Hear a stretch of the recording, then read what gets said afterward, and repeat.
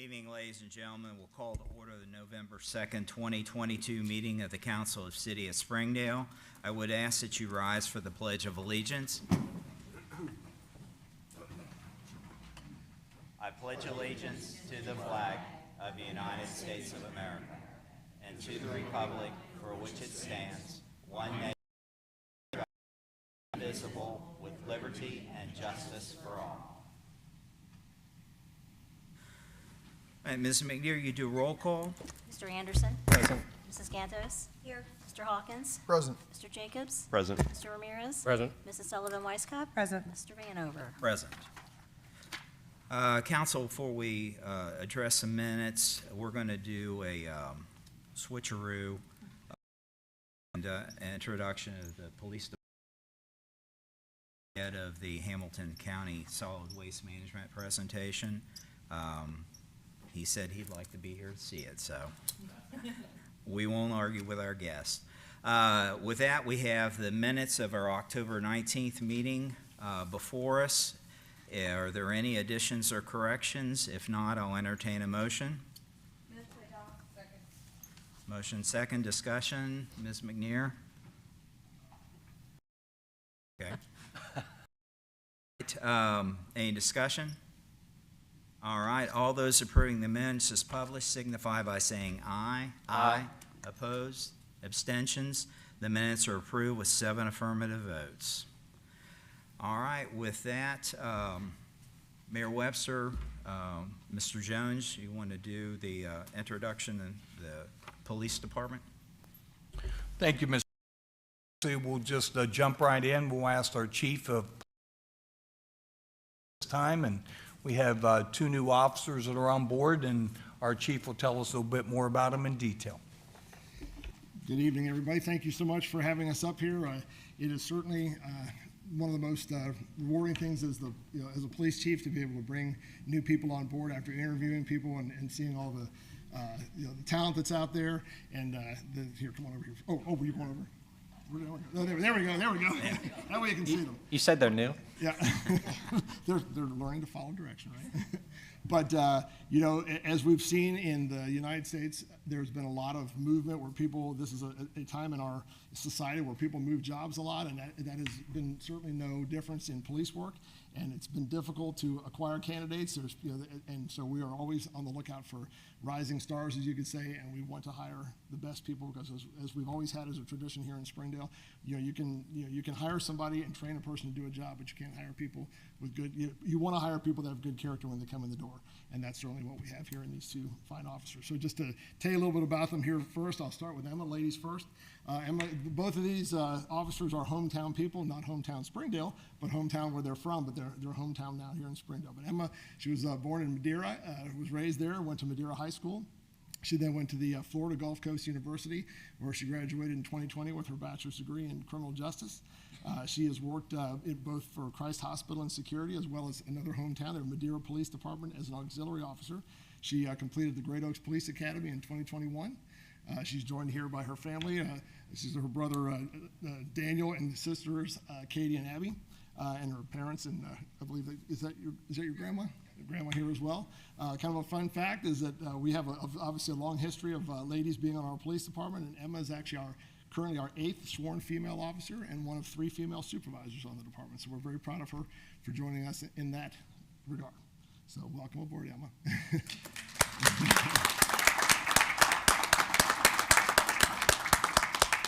And then Christopher Thomas, he's a native of Coleraine Township, went to Northwest High School. Chris had his sights set on, went into the military and served in the Air Force as a police officer, serving as a K-9 officer. And upon his honorable discharge, he became a corrections officer in the Hamilton County Sheriff's Office, I believe in 2015, is that correct? And then as a result of that appointment, he eventually went to the Police Academy at Butler Tech here in Butler County to obtain his Ohio Peace Officer certification. And in 2017, he joined the ranks of the Coleraine Township Police Department. And as one of the things we talked about it when he was coming on board here, why did he want to be a Springdale police officer? Well, he was so impressed when he worked here before. I'll talk a little about that in a second. When Coleraine Township was over here working, he loved Tortilleria Garcia so much. He said, "That's my link to the city of Springdale." No, but Yeah. He has a daughter, Annalea, who's here with us tonight as well. And what I really wanted to say also is that, you know, when everything happened, when Kai Grant was killed in the line of duty and Corrine Township stepped up so incredibly to assist us, one of the things we talked about during Chris's interview was that he was so impressed with the people here and just the way the city responded and the way the citizens were here. He was not looking to leave Corrine Township. He was very happy there, but he knew that if he ever had an opportunity to come to Springdale, that he would jump on it. And I can't tell you how happy I am that you're here. And then so thank you very much for thinking of us that way. We are very glad to have you both. So thank you.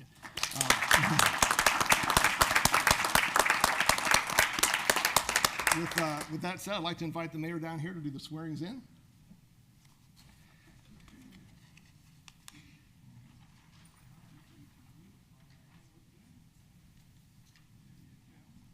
And Mayor, their family members are going to pin their badges on when you're done, if that's all right.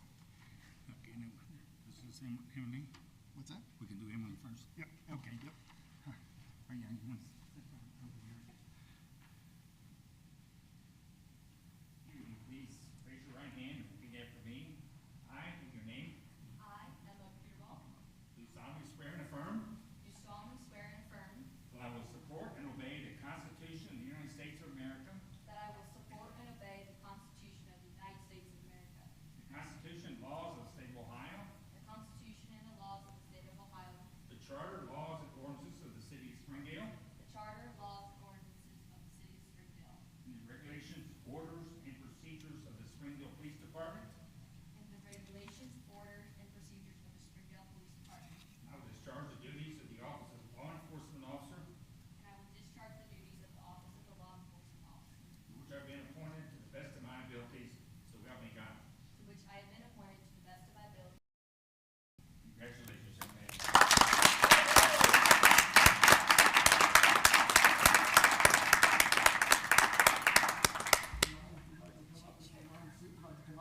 Do the ceremonial pinning here.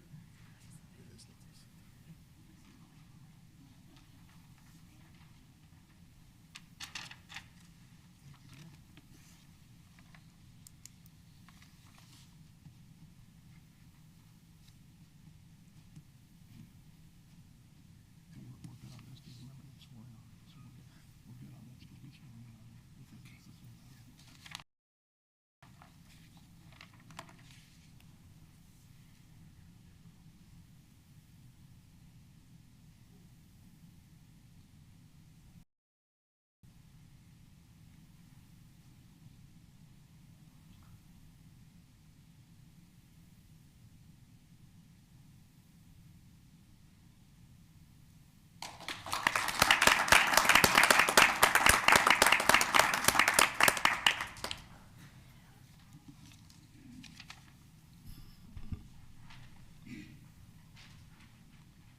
Please raise your right hand and repeat after me. I, in your name, I, Christopher Thomas, do solemnly swear and affirm do solemnly swear and affirm that I will support and obey the Constitution of the United States of America, that I will support and obey the Constitution of the United States of America, the Constitution and laws of the state of Ohio, the Constitution and laws of the state of Ohio, and the charter, laws, and ordinances of the city of Springdale, the charter laws and ordinances of the city of Springdale, regulations, orders, and procedures of the Springdale Police Department. regulations and orders and procedures of the Springdale Police Department, I will discharge the duties of the office of law enforcement officer, and I will discharge the duties of the law enforcement officer, to which I have been appointed to which have been appointed to the best of my abilities. to the best of my abilities. So help me God. So help me God. Congratulations.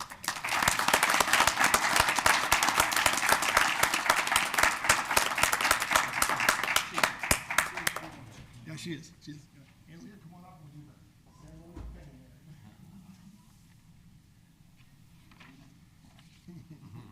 Thank you. Yeah, we're good. Thanks so much, Mayor.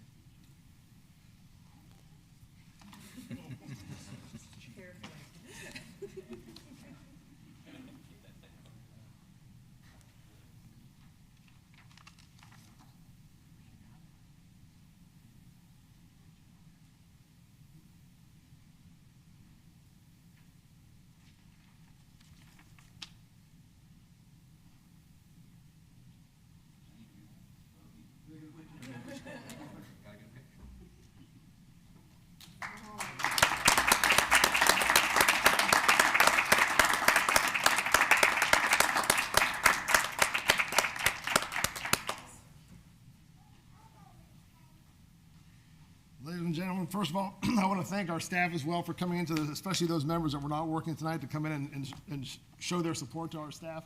It's critically important that we share, or that we support each other in these times, and I really want to say how much I appreciate them being here. And you probably also noticed that a couple of our officers were sporting beards. Things, how times change. I relented, but no, but appreciate the support on that too. But again, thank you so much for your time tonight. We appreciate it. We appreciate it, you allowing us to come up here and share this good news with you. So have a good evening. Thank you. Thank you.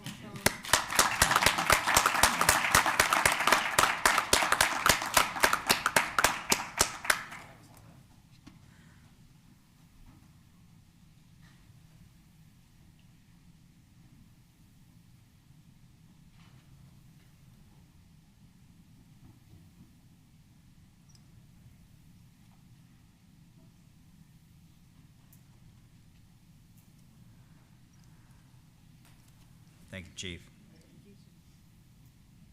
All right, well, then next up, we've got a presentation from the Hamilton County Solid Waste Management Plan, the update for 2024 to 2038. Whoa. Sir, if you would, introduce yourself and Absolutely. have at it. Well, first of all, before I do the introductions of who I am and why I'm here, I did want to, when I was offered the opportunity to have them do their ceremony first, I'm so grateful. I've been in public service for 15 years. That's the first I've seen officers sworn in, and that it's definitely very heart-touching, so thank you for that. Thank you. So how do you top that, right? You talk about solid waste.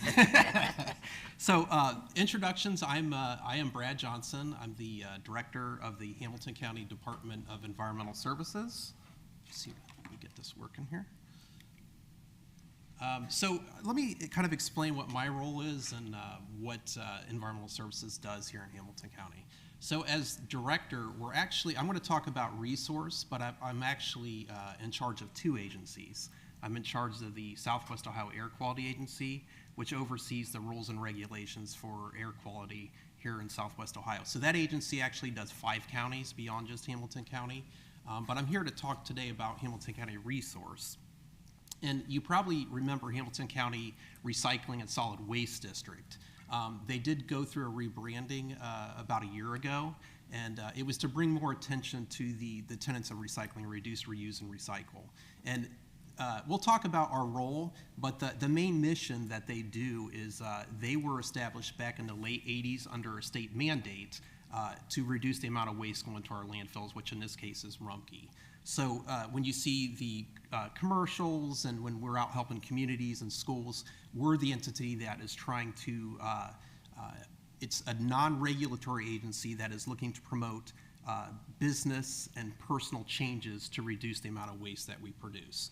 So one of the things that we're charged to do, it's actually the most technical responsibilities we have to stay in compliance with the state rules, is we have to do this solid waste plan. It's a 15-year plan, and we have to update it every 5 years. So I don't know if any of you have been here, but 5 years ago, we went through the same process. So rather than have you have to read all 200+ pages of that, I just want to give you a very, very quick overview of what that plan is.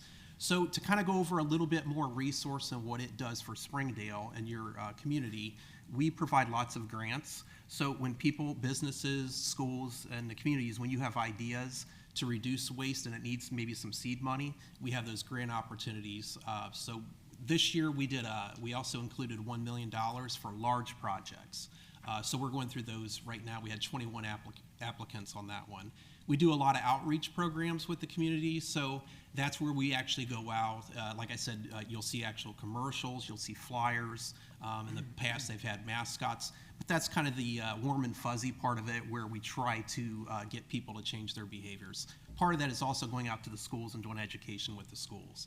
And on the dirtier side, when we don't have compliance, again, we're not really an enforcement agency, but we realized that there was a lack. You can only tell people so many times not to do open dumping.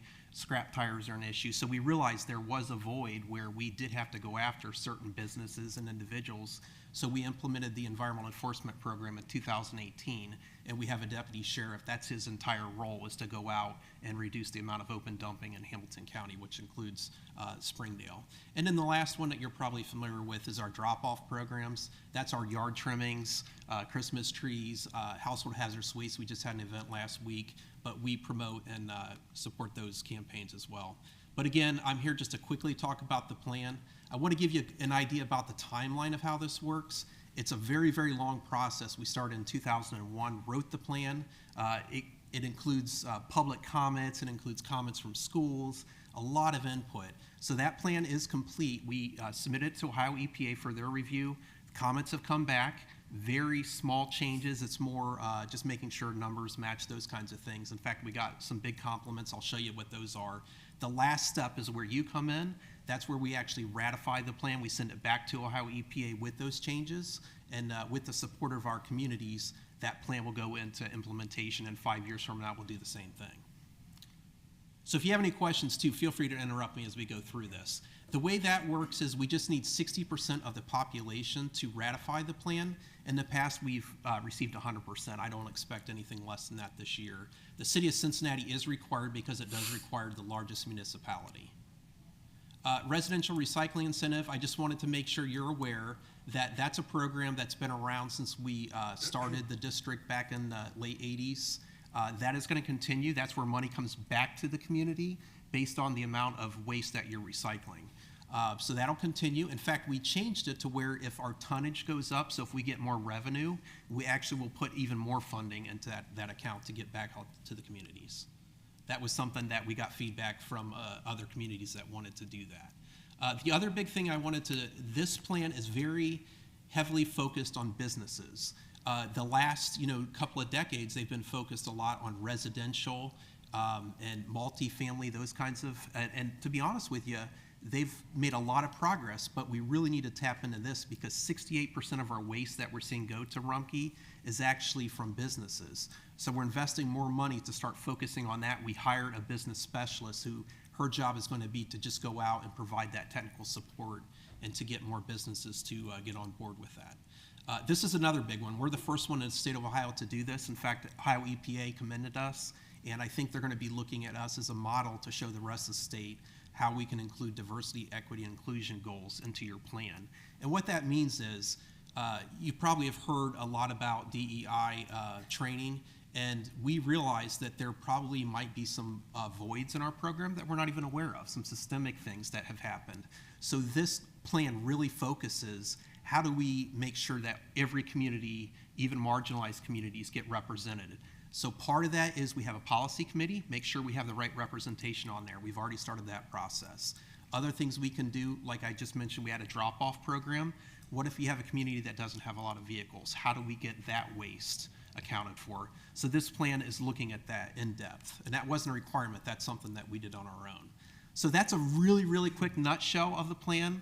I'd be happy to go into detail because I'm a kind of a solid waste guru. It sounds weird, but that's, I know Jeff can vouch on that, right, Jeff? I won a state award when I worked with Jeff on stormwater with dumpsters, right? So it all comes together. There you go.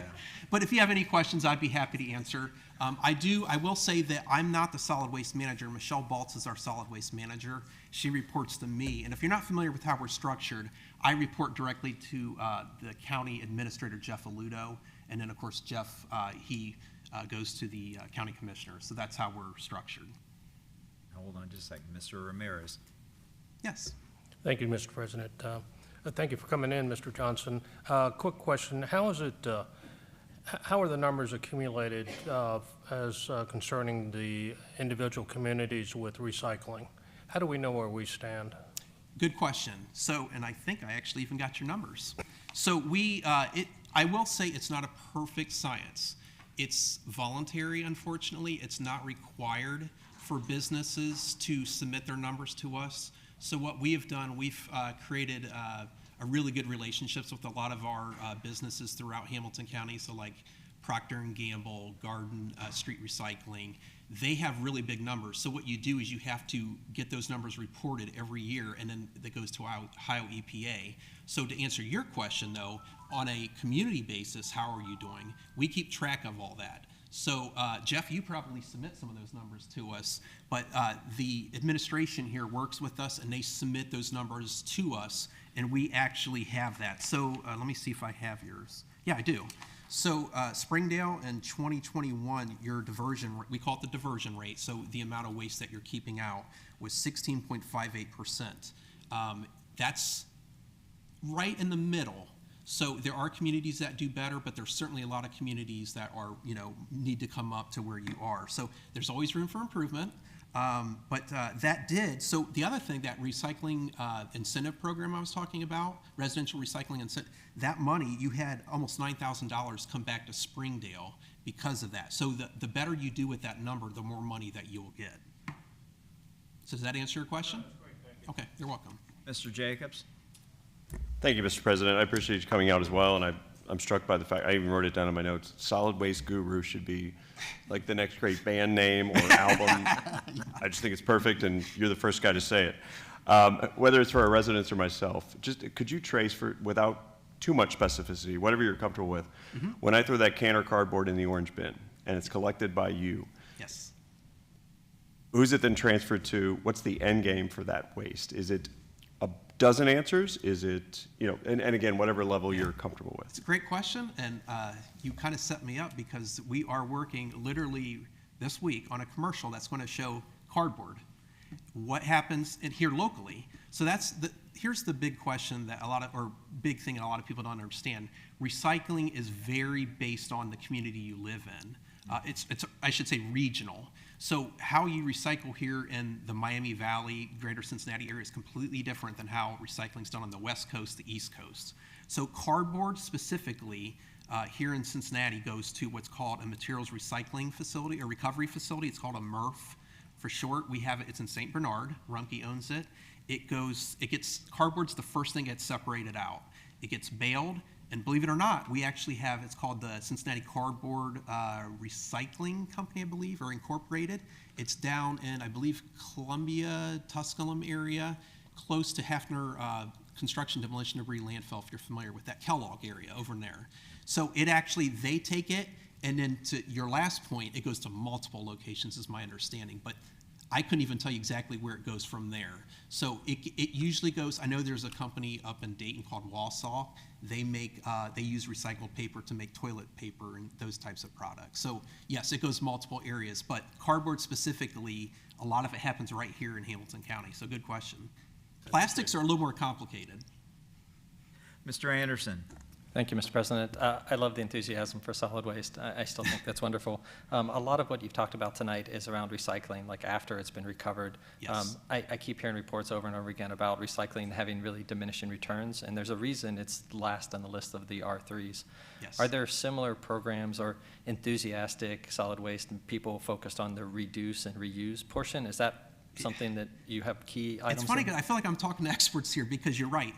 That is exactly why it's last, because it's the least important. First, you want to reduce the amount of materials you're bringing in, and then if you don't have that ability, you want to try and reuse it, and recycle is the last resort. Yes, the focus has been primarily on reducing and reusing now. In fact, if you've not heard, there's been a lot of press we've been getting lately. We've been really focusing on food diversion. So that fits more into the reuse, but it also is reduced because when people go out and purchase their food, lots of times they're purchasing too much. So yes, a lot of that is behavioral change, and we're working with Kroger and other entities to see what we can do. But we did hire on a full-time food diversion specialist that does that. And I can tell you the passion for that runs even deeper than what I could show you. It's amazing the staff that we have that does that kind of work. You're welcome. Go ahead and continue. You can go ahead and continue your What's that? presentation. Oh, gotcha. And Any just other enter- questions or anything? No, the lights have died down, so we'll let you build up and we'll get some more. Okay. All right. Well, that's all I have, actually. Oh, okay. Yeah. So Okay. Unless you have any other questions for me. One of our council people seemed a little choked up about Yeah. the question. Are you okay? I appreciate your enthusiasm. All right, well, we appreciate working, the administration's great to work with here, and like I said, I know Jeff, working with him in the past, so we appreciate everything that Springdale does with us, so. Well, All right. I will note that this past weekend, Ms. McNair and I wandered down into the creek, and I was surprised because I think we only had 3 tires, 3 or 4, and I know in past excursions it's been a whole lot higher. But that seems to be, well, I see them down at the curb for Rumpke to take, and of course they will lay for a while. And Right.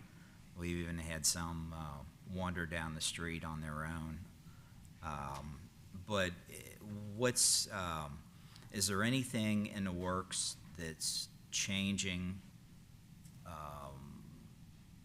or maybe even incentivizing how we handle old tires? Right now, unfortunately, not too much. Are you familiar with the facility that Rumpke owns? I believe it's up in New Miami. Rumpke's the main, they take most of the scrap tires here, and there is good news. They're able to shred those and use those as a drainage layer at their landfill. So I do know that locally they get used a lot for that here. But unfortunately, I'm not familiar with any. Do know there's some experimental things where they're working with putting it into asphalt, but I don't know where that stands right now. I know that's more an experimental stage. But yes, unfortunately, there's not a lot right now that I'm familiar with. But I will say this about scrap tires. Scrap tires, if you have any dumping or anything, we have Deputy Peak, the enforcement program I was talking about. That's where he's been heavily focused. And one of the things he's found that's really interesting is scrap tires is unfortunately involved in somewhat, I want to say organized crime, but there's a lot more involved, like drug activity, those kinds of things. So by getting into that, it's allowed other law enforcement opportunity to kind of break up some of those issues that we've had. Yeah, Deputy Peak's done a fantastic job over the last 4 years now working on that. Okay, great. I didn't say any more lights, so you've answered all their questions. And Okay, even well, choked up. Jeff, I am going to be leaving, so if you do have any questions, don't hesitate to reach out to Michelle or me. Your administration has our contact information, but again, we enjoy working with the community, so. Well, thank you, Mr. Johnson. Yeah, thanks for having me, I appreciate it. Thank you. All right, well, with that, we'll move to communications. Ms. McNair, are there any communications this evening? Nothing this evening, Mr. President, thank you. Okay. And at this point, we'll open the floor for communications from the audience. Is there anybody in the audience like to address council?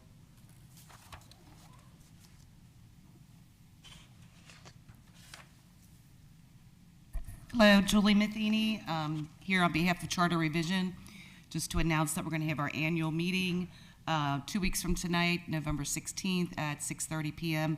It's just an annual meeting, should take 5 minutes, and we'll be meeting in one of the conference rooms.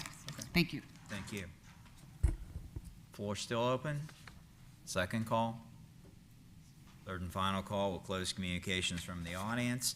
At this point, we'll go to our ordinances, resolutions, and first off this evening, I have ordinance number 33, 2022. It is a second reading, so Ms. McNair, when you're ready. Ordinance number 33, 2022, an ordinance authorizing the mayor and clerk of council, finance director to enter into an agreement with the Board of County Commissioners, Hamilton County, Ohio, for the fire hydrant repair and replacement services. Whereas the city of Springdale, the city has fire hydrants within the city in need of repair and or replacement at various times throughout the year. And whereas Hamilton County Planning and Development Field Operations has submitted a proposal to the city to provide services for the repair and or replacement of the fire hydrants within the city. And whereas the city seeks to enter into an agreement with the Board of County Commissioners, Hamilton County, Ohio, for fire hydrant repair and replacement services. Now therefore be it ordained by the council of the city of Springdale, Ohio, members elected thereto concurring. Section 1, Council of the City of Springdale Council agrees to authorize the mayor and clerk of council, finance director to enter into an agreement with the Board of County Commissioners, Hamilton County, Ohio, for fire hydrant repair and replacement services. A copy of the agreement is attached as Exhibit A and incorporated herein by reference. Section 2, council hereby finds and determines that all formal actions relative to the passage of this legislation were taken in an open meeting of this council, and that all deliberations of this council and of its committees, if any, which resulted in formal action, were taken in meetings open to the public in full compliance with applicable legal requirements including Section 121.22 of the Ohio Revised Code. Section 3, this ordinance shall take effect at the earliest period allowed by law. All right, council, this is the second reading and can be acted upon tonight. What is your pleasure? Move to adopt? Motion second. Discussion? Mr. Ramirez? Thank you, Mr. President. Do we see any increased cost by moving to this system versus doing it ourselves? Mr. Jones? Thank you, Mr. President. Yeah, there will be an increase in cost as opposed to doing it, but they'll do it, they'll accept the liability if there's a problem with something, and it'll allow our staff to do other things. We will definitely stay involved, but this is more on detailed, complicated stuff. The routine stuff, our staff will handle themselves. Thank you. Thank you. Mr. Hawkins? Thank you, Mr. President. And then the agreement indicates that we're responsible for flaggers or traffic control. I'm not sure how often that would even come up, but if we had to have flaggers, would that be Public Works that would take care of that, or would we hire somebody outside to? Mr. Jones? Thank you, Mr. President. It would need to be a pretty complicated matter for us to get into that, but to your response, if our guys can handle it internally at Public Works, we'd certainly do that, and if not, we would contract it outside. Thank you. All right, I don't see any more lights. Ms. McNeary, full council. Mr. Anderson? Aye. Mrs. Gantos? Aye. Mr. Hawkins? Aye. Mr. Jacobs? Aye. Mr. Ramirez? Aye. Mrs. Sullivan Weiscup? Aye. Mr. Vanover? Aye. Ordinance number 33, 2022 passes with 7 affirmative votes. And next up is Resolution R-19, 2022. Ms. McNeary, when you're ready. Resolution number R-19, 2022, a resolution approving the update of the solid waste management plan of the Hamilton County Solid Waste Management District. Whereas pursuant to the provisions of Chapter 3734 Ohio Revised Code, the Act, the Hamilton County Solid Waste Management District Policy Committee, the Policy Committee, has updated an update of the Solid Waste Management Plan, the plan update for the Hamilton County Solid Waste Management District, the district. And whereas pursuant to the act of the Board of County Commissioners in the district and the legislative authority of each municipal corporation or township under the jurisdiction of the district must approve or disapprove the plan update by ordinance or resolution. And whereas the city of Springdale has reviewed the plan update and has determined that the plan update is in the best interest of the city of Springdale and Hamilton County. Now therefore be it resolved by the council of the city of Springdale, Ohio, with members elected thereto concurring. Section 1, that the council of the city of Springdale hereby approves the Hamilton County plan update. Section 2, that it is hereby certified that all formal actions of the council of the city of Springdale relating to the adoption of this resolution were taken in an open meeting of this council and of the city of Springdale, and that all deliberations of this council of the city of Springdale were in meetings open to the public in compliance with all legal requirements, including Ohio Revised Code Section 121.22. Section 3, that the clerk of council finance director is hereby directed to promptly deliver or cause to be delivered a copy of this resolution to the Hamilton County Solid Waste Management District. Section 4, that this resolution shall take effect and be enforced from and after the earliest period allowed by law. All right, council, I've heard the reading of Resolution R-19, 2022 can be enacted upon this evening. What is your pleasure? Move to adopt. Second. Motion second. Discussion? Seeing no lights, Ms. McNeary, poll council. Mrs. Sullivan Weiscup? Aye. Mrs. Gantos? Aye. Mr. Anderson? Aye. Mr. Hawkins? Aye. Mr. Jacobs? Aye. Mr. Ramirez? Aye. Mr. Vanover? Aye. Resolution R-19, 2022 passes with 7 affirmative votes. On deck is Resolution R-20, 2022. Ms. McNeary, when you're ready. Resolution number R-20, 2022. Resolution approving the creation of a community entertainment district in the city of Springdale pursuant to Ohio Revised Code Section 4301.80. Whereas the purpose of a community entertainment district, CED, is to create potential for more entertainment, retail, social, cultural, and dining options for the residents of the city of Springdale, the city, and visitors to the city. And whereas in accordance with the comprehensive plan, the city desires to revitalize the area in which the CED is located in order to attract new restaurants and entertainment venues that will seek liquor permits. And whereas the creation of a CED gives the city the ability to implement an economic development initiative to encourage these types of amenities in a designated area while still limiting the maximum number of liquor permits that can be used and designated with the proposed CED. And whereas the Tri-County Repurposing LLC, the owner of the real property located at 11700 Princeton Pike, has filed an application and proposed designated boundaries for a CED in an area that includes or will include a combination of entertainment, retail, educational, sporting, social, and cultural establishments in close proximity to other establishments that will provide similar services. Excuse me. And whereas the city is eligible to create a CED as it meets the requirements of the Ohio Revised Code, Section 4301.800, including but not limited to the fact that the city has a population of more than 10,000 and not less than $70 million will be invested by the owner in the development and construction of the CED. Now therefore be it resolved by the Council of the City of Springdale, Ohio, members elected thereto concurring. Section 1, that the Council of the City of Springdale Council has received an application from the owners of the real property located at 11700 Princeton Pike, the property, requesting the establishment of a community entertainment district on the property, and the mayor has recommended its approval. Section 2, council finds that the proposed community entertainment district on the property does or will substantially contribute to the entertainment, retail, education, sporting, social, cultural, or arts opportunities for the city. Section 3, council approves and creates a community entertainment district in the boundaries identified in the map, which is attached as Exhibit A and incorporated herein by reference, and directs city administration to submit and execute all required applications, notices, and pay all fees to ensure proper creation of this community entertainment district on the property. Section 4, council hereby finds and determines that all formal actions relative to the passage of this legislation were taken in an open meeting of this council, and that all deliberations of this council and of its committees, if any, which resulted in formal action were taken in meetings open to the public in full compliance with applicable legal requirements, including Section 121.22 of the Ohio Revised Code. Section 5, that this resolution shall take effect from and after the earliest period allowed by law. All right, council, for the reading of Resolution R20, 2022 can be enacted upon this evening. What is your pleasure? Move to adopt. Second. Motion second, discussion. Seeing no lights, Ms. McNeary, poll council. Mrs. Sullivan Weiscup. Aye. Mr. Hawkins. Aye. Mr. Anderson. Aye. Mrs. Gantos. Mr. Jacobs. Aye. Mr. Ramirez. Aye. Mr. Vanover. Aye. Resolution R20, 2022 passes with 7 affirmative votes. That does our ordinances and resolutions. At this point, the agenda, we're in old business. Is there any old business to bring forward? Mayor Webster? I've got a couple of things. I don't know whether they come under old business or meetings and announcements, but I would like to announce that our annual Veterans Day ceremony will be held next Friday, the 11th at 1 p.m. down at the Memorial on Route 4.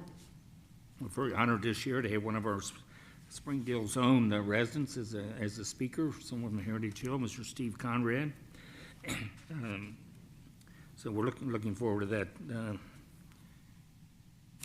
And also, on December the 3rd, we're gonna, you've probably seen the signs go up this week. We're gonna have our second annual Santa Run, 5K run. Starts at 9 o'clock on December the 3rd. We also this year are going to enhance the activities to include a Christmas bazaar, or a vendor village, I believe Elizabeth is calling it. But anyway, it's a place where you can rent a booth and display your wares, cookies, candy, consumables, crafts, whatever you want to sell within reason. That will take place concurrent with the 5K run, and I believe that lasts until 1 o'clock, isn't it, Julie?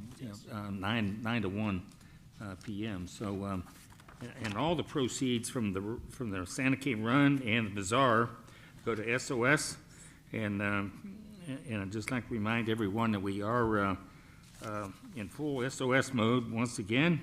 Last year we helped over 200 children. I think it was 92 families, and this year we're hoping to be able to even help more than that. If the need is there, we certainly will be prepared to address the need. So if you feel inclined to help us out, we'd appreciate it. You can call our health department, 346-5725, and 5 or 6? Do 5 or 2 6? 5725. Okay, 5725. And if you want to adopt a family, that's fine. If you just want to make a donation, that's fine. We also are going to have food bins scattered throughout the city. I think we'll have 20 or 30 of those out. And so if you're so inclined to help us with food, we'd appreciate that also. So anyway, thank you, and keep SOS in mind as you go around your holiday shopping and so forth. Thank you very much. Mr. Anderson. Thank you, Mr. President. I just have one item to bring up under old business. It's something that I promised a resident I would bring up 2 weeks ago at our last meeting. A resident had sent in a communication with a number of questions for administration about fees. I had followed up with that resident after the meeting about a week later just to make sure he'd gotten the questions answered he wanted. And at that point, administration has gotten back to him. And I believe they've addressed his questions as much as could be. And it's really an administrative item. For those that might not be aware, the questions were really about the rec center fees that we had discussed the meeting before, some increases that were normal increases. And he had a number of questions, very detail-oriented, about how will the fees be used, will they be restricted, will there be an income sliding scale, monthly billing, and how that market comparison was done. I'm not asking to bring up those discussions. The answers from administration are available for anyone that wasn't on that thread and is welcome to request them. But what the resident had asked is just to give an opportunity if there's anyone else on council that had any comments about his question. I had offered to bring it up in old business just so there was that option. It sounded important that at least the question be asked in the forum that he asked it in. So in the spirit of that open communication, I had offered to bring up this point. So that's what I'm doing now, fulfilling that promise.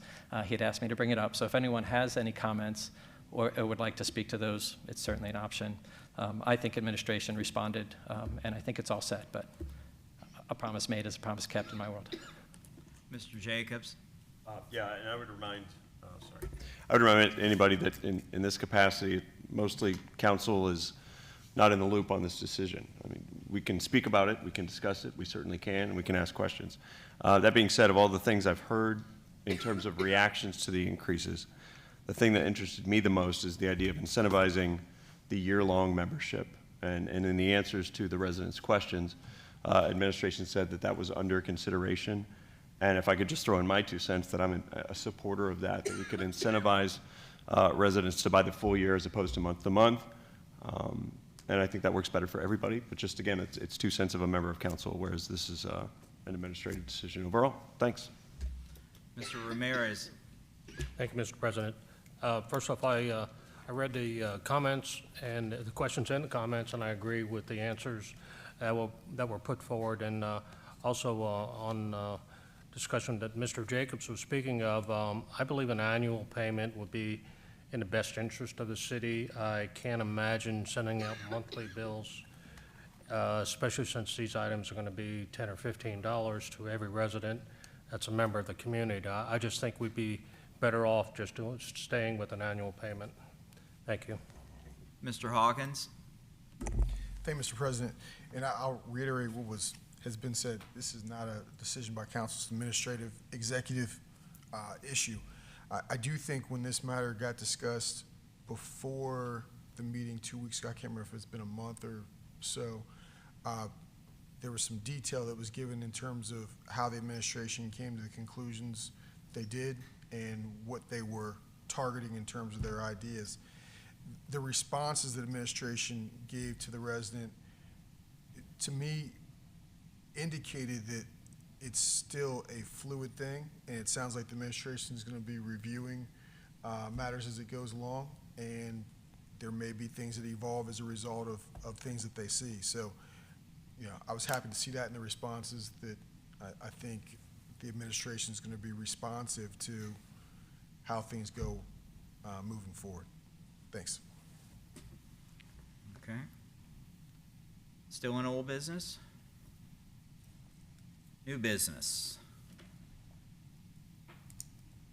All right, I don't see any lights. Well, I'm going to bring to the floor, in reference to this letter,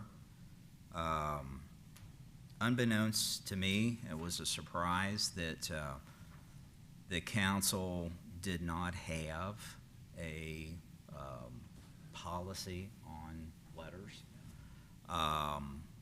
And I think that the time is here that we need to address that.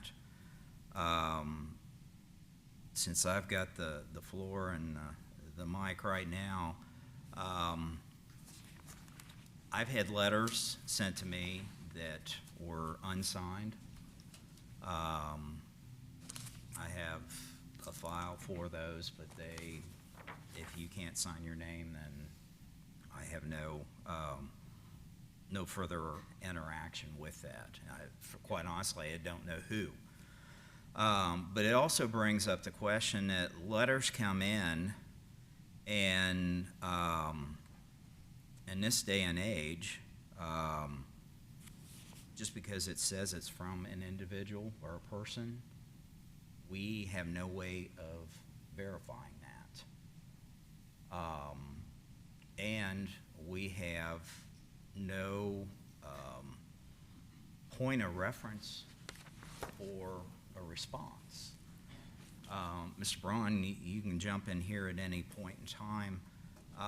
Quite honestly, if this was, in Mr. Hawkins' world, a court of law, somebody made an accusation, you have no ability to cross-reference, or not cross-reference, cross-examine, thank you, that statement.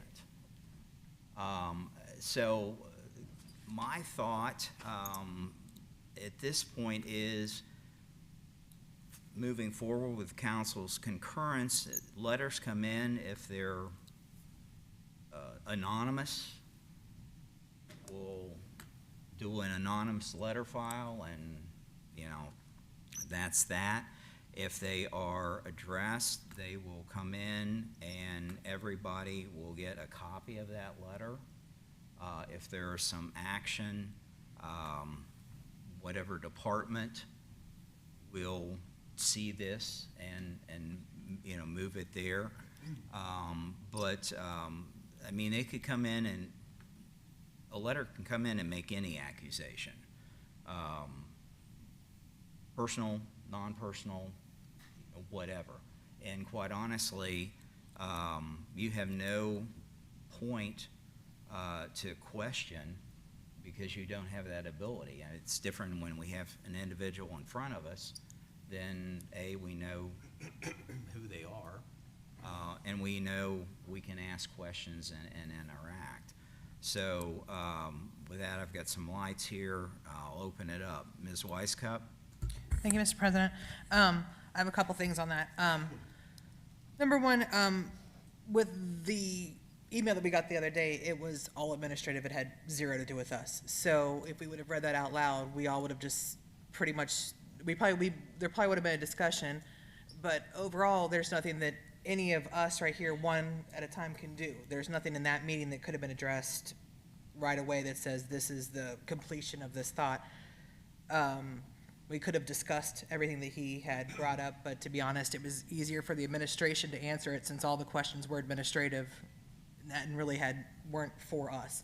They wrote an email to the city council for an administrative situation. It should have gone to administration. I'm glad that it did, and I'm glad that administration got the answer for him.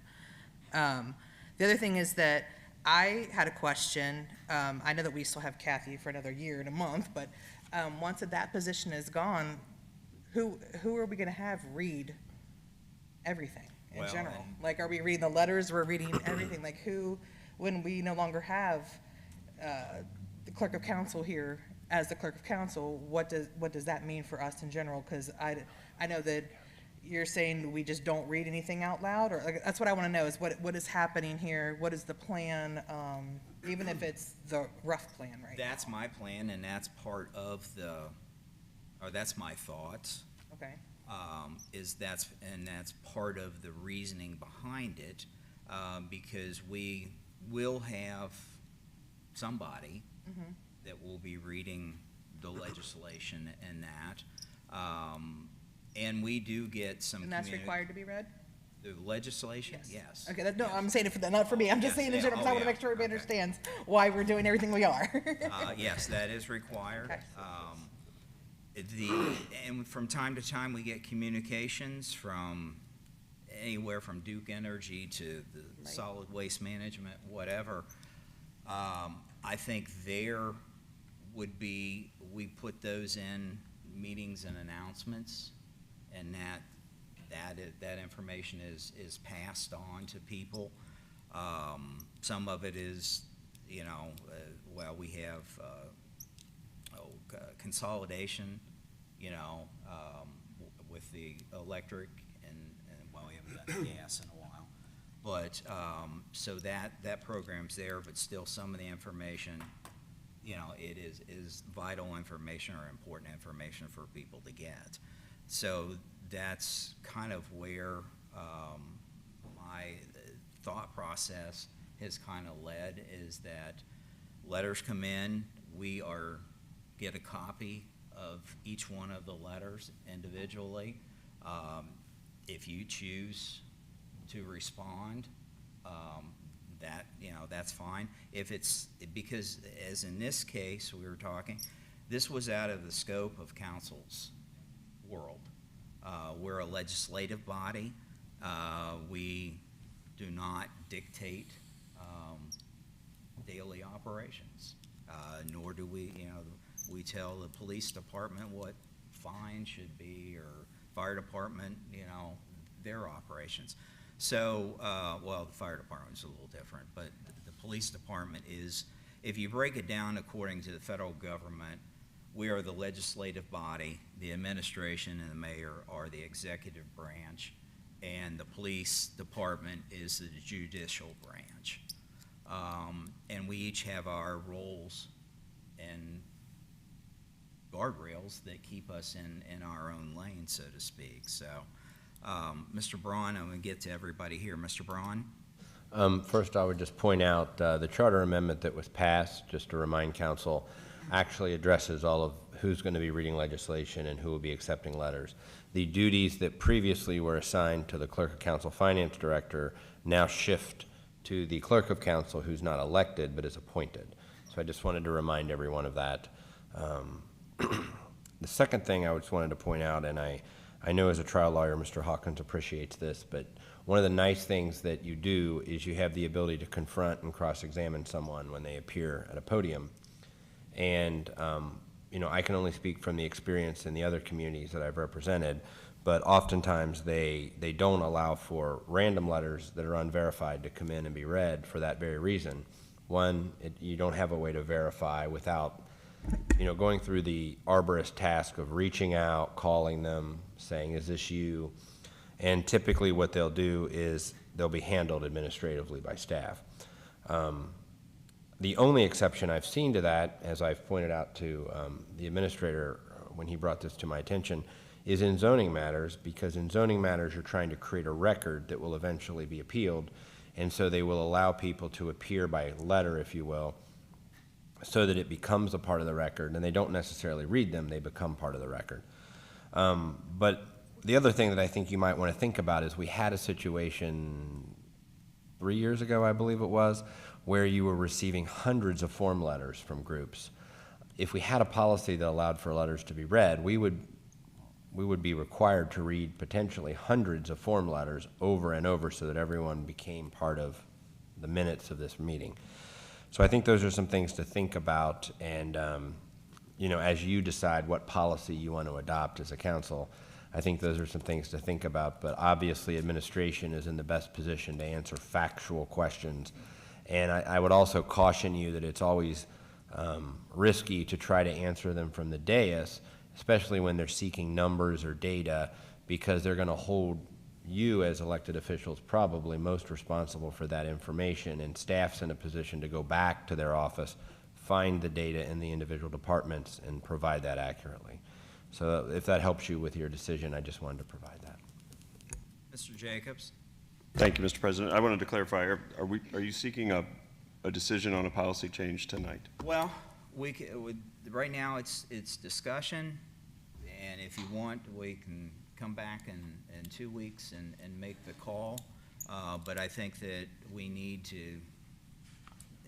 reached a point that we need to get this on record, so to speak. You know, I'll take, you know, whatever direction you so desire to move, but right now, we're strictly in discussion. Mr. Anderson? Thank you, Mr. President. I agree. I think it's a great idea to update the policy. It would have helped me even in this case, right? Just naturally, if somebody sends a letter, in this most recent example, it was addressed to council and administration, and I'm guessing, I don't know, but I'm guessing the thinking is because we have some oversight and direction and control over how the budget's approved, and when budget season, that might be why. I don't know, though. You'd have to ask the resident why we would address that. I do think it's a great idea to have a policy for it, because I think informally in the past, at least from my understanding, most letters would be read if they were signed and weren't obviously aggressive, if that makes sense, right? Those letters would be passed on, but if there was a point to be made, historically we've read them. I think having a policy reduces the confusion and makes it real clear, right? If you send a letter, you can get a response in a letter. Just because you send a letter doesn't mean that we spend an hour talking about it, right? We have the opportunity to have those discussions here, and they're much more productive if we can ask clarifying questions, right? In this most recent example, a couple clarifying questions could have cleared the whole thing up. So it's not an example hold up, but I agree a policy would be great. I certainly support anonymous letters shouldn't be read, but I'd like to receive them. The one piece I would want to encourage is if we get that letter distributed, at least until it becomes onerous, I know I'd like to see the responses too in the same way, right? Just so I know it's addressed, Sure. right? It's just part of following up would help, because if there's something there for me to learn from it, I'd like to. So if the policy, and that wouldn't have to be in the policy, that just might be a practice, right? Is the policy is as you described, but in practice, if you could share the responses too, it helps us be better advocates for the city. Okay, that's fine. Mr. Hawkins?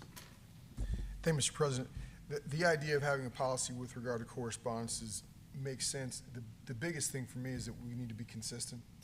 And so and I think that was probably the issue that the resident had in terms of an expectation that the letter was going to be read, because that's what folks have seen year after year.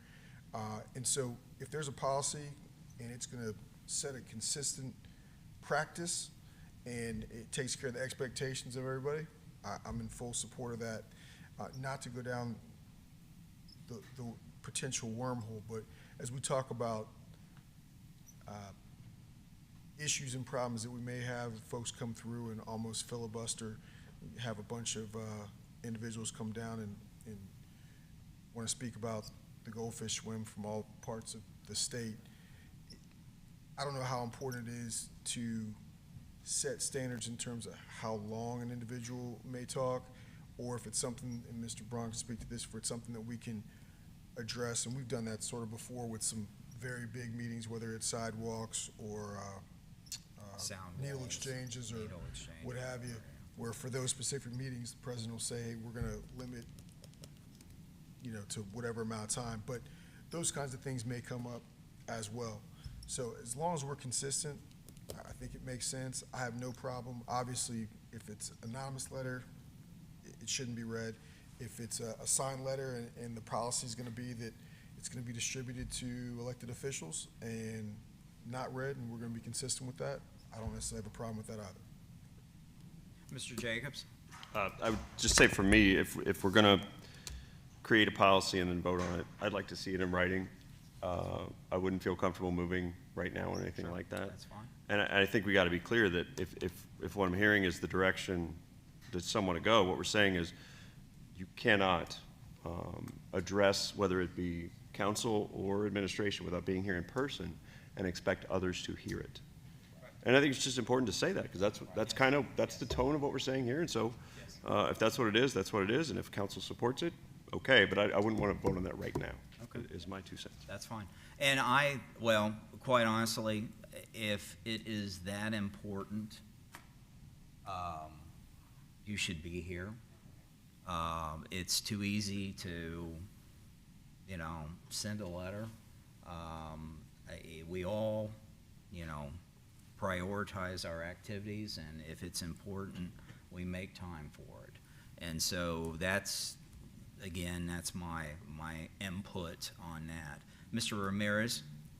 Thank you, Mr. President. Certainly, I agree with the direction we're going with this, and and the ideas that the other council people have. But one other subject I think maybe we need to address if we're going to come up with rules. Currently, if letters come into the BZA or planning, it may be a neighbor that's objecting to a zoning appeal, or maybe they're in favor of it.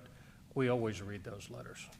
So we need to stipulate, are we going to apply this to those letters as well, or are we going to exempt them from the reading of non-signed letters?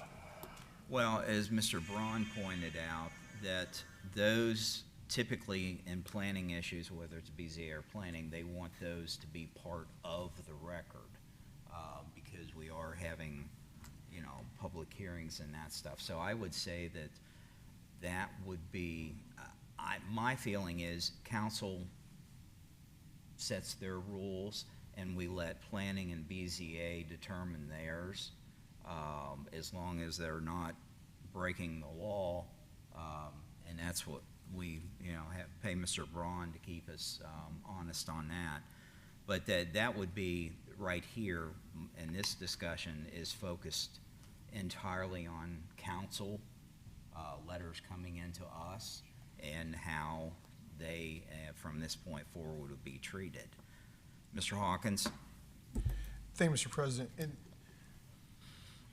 two things in terms of, I'm sensitive to people that may not be able to get here. And to me, they're still, elected officials are still gonna get the information.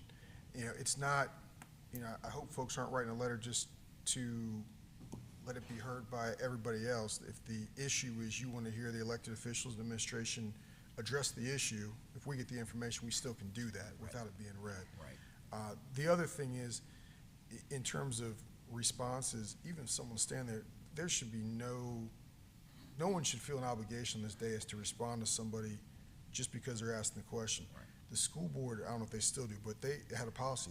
They were not going to respond at that time, just to make sure they go through and have the time to think about things. And we've had some times where administration may have numbers at the tip of their fingers because they just were working on something. They can go, here's a response. But nobody should feel obligated to do that. And there's times also where we've sat up here and there's been a immediate response. You know, someone comes in and says, hey, I got this problem, and administration goes through and examines it, and things aren't always as they were purported to be. So we shouldn't feel an obligation to respond to anybody coming in immediately. Mr. Braun? Thank you, Mr. President. I think what we're hearing, I think Mr. Jacobs was very clear about the fact that you'd like to see something in the future, not necessarily a decision made right now. Right. If it's the will of council, I can work with administration to prepare a very simple but clear written policy. I don't think it needs to be too detailed, but and maybe address also what Mr. Hawkins indicated about a time limit that can be set either by council or the chair.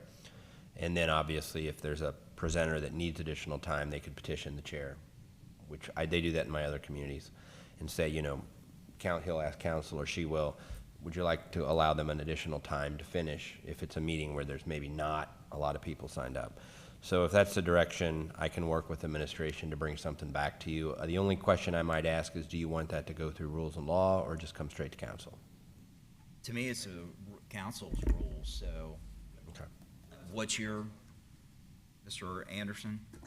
Thank you, Mr. President. I was going to say, according to the charter, rules and law is supposed to, or is the place to do if it needed to be complex, but I don't think that applies here. I think we're just doing a simple rule. So my preference is, let's get it done soon, and I think that happens faster if we just do it at our next meeting. And that's by resolution, so it's not even a multi-reading situation. We just adopt it, right? So, and It'll probably need to be an ordinance, but you can do it as an emergency if you want. The reason I say that is because it will likely get added into Chapter 30, which is where your rules of procedure for meetings are. Yeah. But I'll prepare that and circulate it. Okay. Yeah, and I think it's important what Mr. Hawkins said. Just because the letter is not being read doesn't mean it's not being acted on. Right. So really the message isn't that we're trying to shut down that communication. We're just saying that to be more efficient, we need to have a consistent policy for it. I think that's important. I don't want that to get lost. Okay. Mayor Webster? Well, Jeff just stole the word I was going to use. I think the key here is consistency, and I think that, you know, we don't want to be in a position of picking and choosing we like that person, we don't like this person. I think that's bad. So I think that's a great idea to incorporate into Chapter 30. And so it'll be there for everybody to see and abide by going forward. And I also like the point that Mr. Hawkins made about the responding people down here in the well. I think, it's nice if we know the answer and not to respond to them, but at the same time, I don't think any of us, council or the administration, has an obligation to answer on the spot a question that's posed from the box there. And I think we need to make that clear that, if it's something simple, sure, we'll answer it, but if it's something that needs some research and we're not absolutely sure about it, then I think we owe it to ourselves and the community to take our time and get back at the next meeting or something. And one other point and some discussion that came up, and this would be communication from the well. Basically, that person addressing council has to be no, not a resident. Because the problem there becomes like Mr. Dave Wallace. He's not a resident. So with that, he couldn't address us. But that if there's a question coming from the floor, that person needs to be there, not receive a text or a phone call from, hey, ask them this. If you want to know, you be here, plain and simple. That's my feeling about it. So if I don't see more, you've been charged, do your work, go on from here. Okay, we're still in new business. All right, meetings and announcements. Ms. Weisskopf. Thank you, Mr. President. Planning Commission will meet here Tuesday, November the 8th at 7 p.m. Mr. Anderson. Thank you, Mr. President. I just wanted to mention the BZA meeting for this month has been canceled. The item was moved to the Planning Committee instead, so you're welcome. But there will be no meeting next week. Mr. Yule. Thank you, Mr. President. Civil Service will be meeting tomorrow, November 3rd, 2 p.m. In the council conference room. Okay. Mr. Jones. Thank you, Mr. President. I have a couple announcements, but I wanted to do a clarification real quick, if I could. The couple of the council members had different questions regarding the fire hydrant repairs, and I'm sorry, this is many minutes ago, but I just wanted to clarify something. When our staff was doing it, obviously that saves us money. When we would contract out certain things to a third party, what I was trying to articulate is it's going to cost us more money to go through Hamilton County Planning and Development field operations, but not as much money as it would have cost us for another third party. So I can't remember if it was Mr. Ramirez that asked that question. We actually will save money by going through them, but if we did this, the project ourselves, we would save even more money. But then we have quite a bit of skill level over there, but some of those projects get pretty detailed. So I just wanted to clarify that. Do I still have the floor for just a moment? Go Okay, right ahead. thank you. Real quick, we're still accepting registration for youth basketball, and it's about to end, so if you have kids that are interested, please get there and get that addressed. And there will be a basketball clinic November 12th at 10 a.m. Thank you. Ms. Gantes. Thank you, Mr. President. On the fire hydrant repair thing, so I'm aware that we've had some untimely repairs. This new plan will help with that? Mr. Jones. Thank you, Mr. President. Yes, it should. That has been part of the issue, is we've had, I'm not sure why, but for example, drivers who become impaired tend to find little red targets, and those tend to get taken out, and it's quite an expense, first of all, to get it repaired. We always try internally to fix it, I'm talking about our skilled level at the fire department, not the administrative part.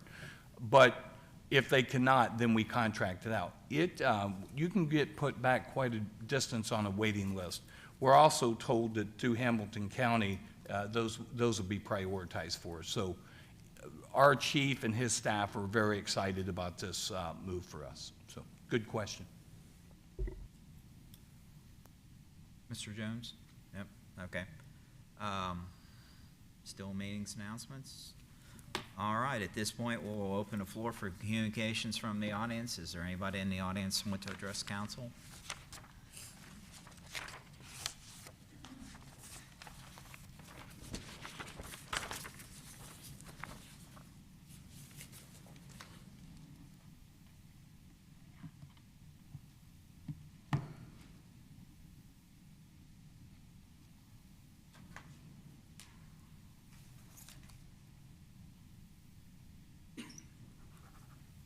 Hello, my name is Katie Wells and I live on Bernhardt.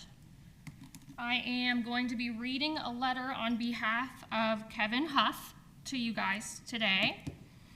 He would like me to say that letters provide those who can't attend a meeting an opportunity to participate in the democratic process we wait a cherish minute. We in this just- county.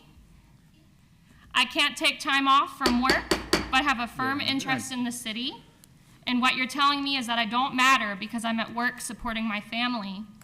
The letter was addressed to council because it relates to the budget and how that money is going to be spent. The very brief answers I received from administration indicates these increases will be used for the general fund rather than the rec department directly. Thank you, guys. I think it's totally out of order. Ms. Weisskopf, where'd she go?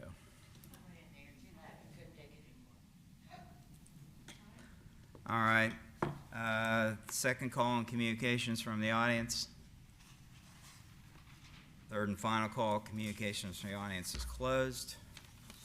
Update on legislation still in development, Mr. Hawkins. Thank you, Mr. President. As you review your internal memorandum, item number 1 was addressed with ordinance number 33, 2022.